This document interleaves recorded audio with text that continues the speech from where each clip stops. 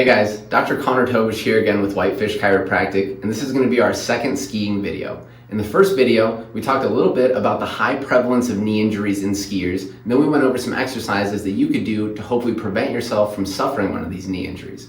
Now, in this video, we're actually going to talk about what you could do following an acute knee injury, specifically the sprain of a ligament in your knee.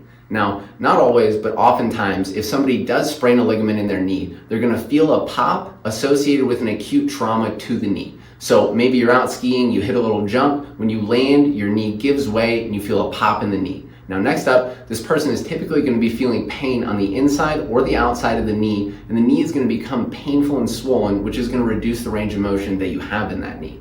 Sometimes, following an acute trauma like this, a patient will report feeling a sense of weakness or instability in the knee. Now, if this happens to you, we strongly suggest coming in to get your knee evaluated so that we can figure out specifically which ligament or ligaments have been damaged and to what extent, so we can create a care plan tailored for your specific needs.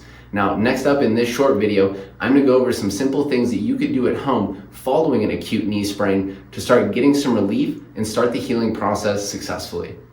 Alright guys, for this first stage of the rehab process, we need to create an optimal healing environment for the irritated and damaged structures in the knee. So we're going to use a protocol that you've probably all heard of before, which is going to be RICE or RICES, which stands for Rest, Ice, Compress, Elevate, and Support. So in this initial stage, the first 24 to 48 hours following the initial trauma, we're not going to be loading and stressing the knee a bunch. For the most part, we're going to rest it. Then we're going to ice, compress, and elevate the knee to help deal with pain and local inflammation. And using something like an ACE wrap or even a knee brace in this early stage of care to help prevent unwanted movement in the knee will also be helpful.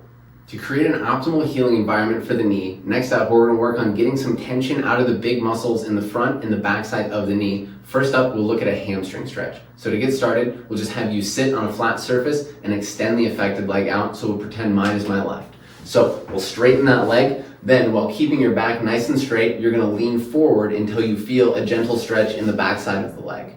Hold that for about 10 seconds. Next, we're going to engage the muscle, so while keeping the leg straight, you'll pull your heel down to the floor.